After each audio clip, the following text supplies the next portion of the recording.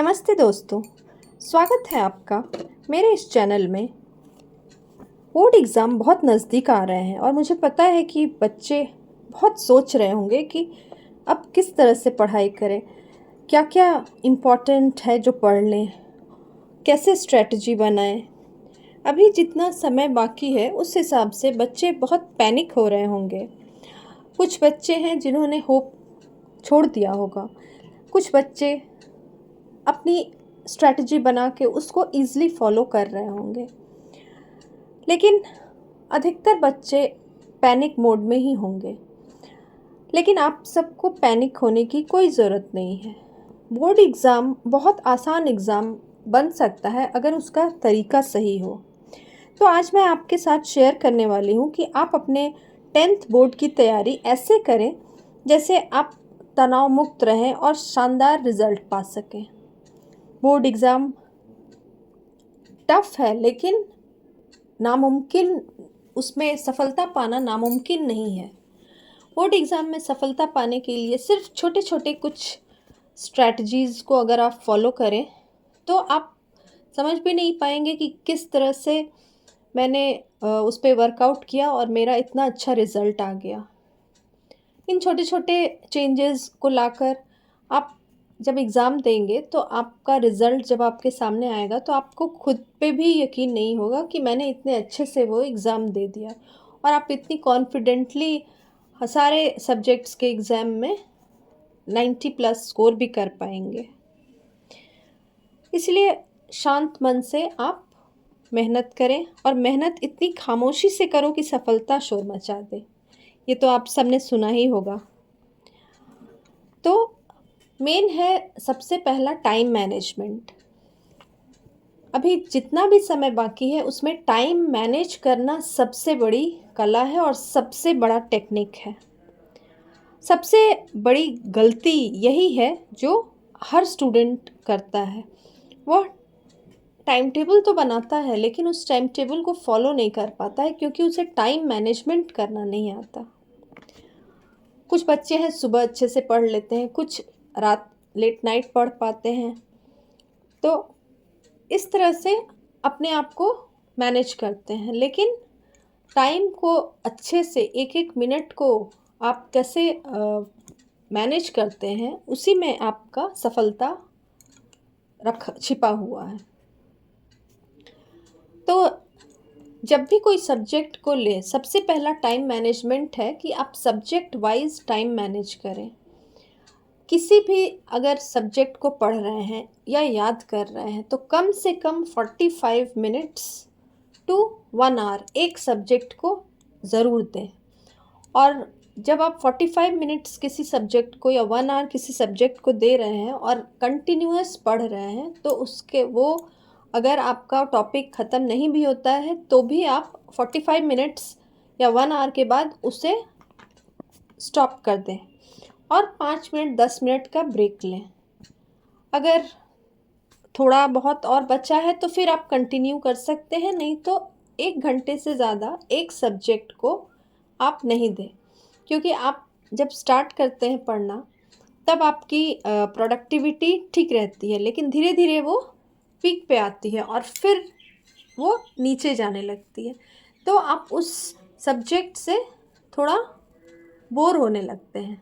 अगर आप याद कर रहे हैं तो शुरू में स्टार्टिंग में आप बहुत अच्छे से किसी सब्जेक्ट को पढ़ेंगे, एक एंथो के साथ पढ़ेंगे, लेकिन बाद में धीरे धीरे धीरे वो थोड़ा मोनोटोनस होने लगता है। रिवीजन बहुत ज़रूरी है।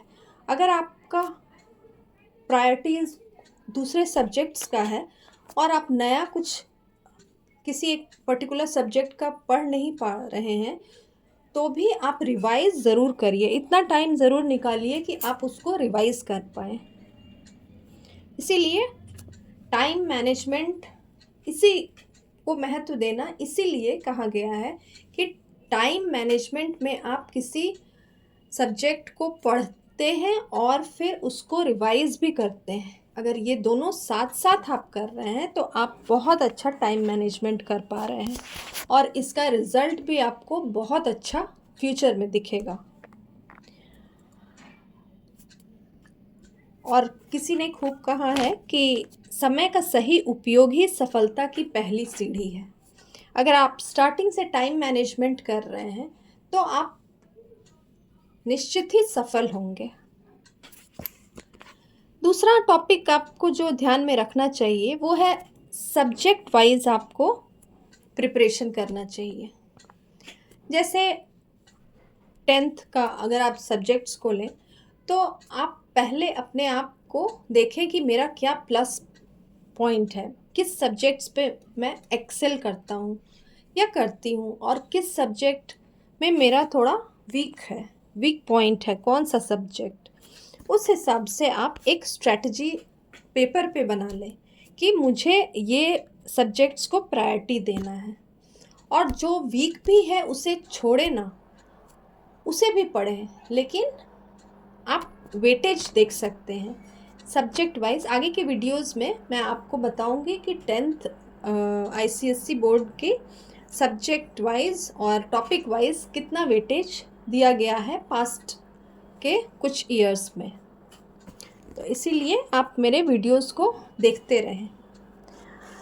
जैसे आप एक फ़िज़िक्स साइंस सब्जेक्ट लें, उसमें आप फ़िज़िक्स लेते हैं तो फ़िज़िक्स का हर चीज़ को याद करना ज़रूरी नहीं है। फ़िज़िक्स को एक स्टोरी की तरह पूरा कॉन्सेप्ट समझ लें कि कैसे कैसे ये होता है। अगर फ़िज़िक्स में आपको कोई क्वेश्चन आता है किसी एक चैप्टर से, फॉर एग्ज़ाम्पल मैग्नेटिज़्म, और अगर आपका कॉन्सेप्ट समझा हुआ है लेकिन आपको उस समय समझ में नहीं आ रहा है कि वो क्वेश्चन को क्या करना है, तो आप अपना कॉन्सेप्ट जो भी आपने उस टॉपिक से रिलेटेड समझा है उसे अगर आप लगाएंगे तो हो सकता है आपको कुछ मार्क्स मिल जाए। इसीलिए अगर रट कर आप जाएंगे उस टॉपिक्स को तो फिर आप रटा हुआ हूबहू आप नहीं लिख सकते हैं, वो आप भूल सकते हैं, क्योंकि आप क्वेश्चन देख के कंफ्यूज हो जाएंगे। जो आप रट के आए हैं वो भी भूल सकते हैं। लेकिन अगर आप कॉन्सेप्ट समझ के आपने फ़िज़िक्स को पढ़ा है तो फिर वो कॉन्सेप्ट आपके दिमाग में बैठा है, और जब उस क्वेश्चन को 2-3 बार आप पढ़ेंगे तो हो सकता है वो कॉन्सेप्ट आपका दिमाग में जो बसा हुआ है वो क्लिक करे और आप कुछ न कुछ उस क्वेश्चन का आंसर खोज निकालेंगे। इसीलिए कॉन्सेप्ट को समझिए। डायग्राम से रिलेटेड बहुत क्वेश्चंस आजकल आ रहे हैं। आजकल एप्लीकेशन बेस्ड क्वेश्चन आ रहे हैं। जब आप पढ़ते हैं तो आप डायग्राम को खुद से बनाकर और उसे एक बार खुद से एक्सप्लेन करिए, जैसे आप किसी को पढ़ा रहे हो। उस हिसाब से अगर आप एक्सप्लेन करके अपने आप को पढ़ा सकते हैं तो फिर आप उस क्वेश्चन का भी आंसर ईज़िली दे सकते हैं। और किसी क्वेश्चन का आंसर हमें देना भी इसी तरह चाहिए कि हम उसका आंसर नहीं लिख रहे हैं, किसी XYZ पर्सन ने मुझे ये क्वेश्चन पूछा है और उसे हम समझा रहे हैं। तो समझाते समझाते आप उस चीज़ को बहुत अच्छे से समझ पाएंगे। अगर हम दूसरे सब्जेक्ट्स का भी एग्ज़ाम्पल लें तो जैसे केमिस्ट्री है, केमिस्ट्री में आप जो भी आपके इक्वेशंस होते हैं, केमिकल इक्वेशन, उसे लिख लिख के प्रैक्टिस करें।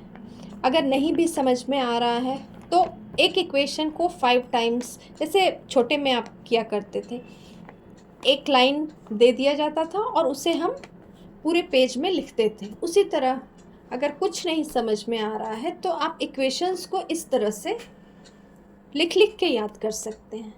उससे आपको उसका फॉर्मूला और प्लस उस इक्वेशन का रिज़ल्ट, प्रोडक्ट समझ में आ जाएगा।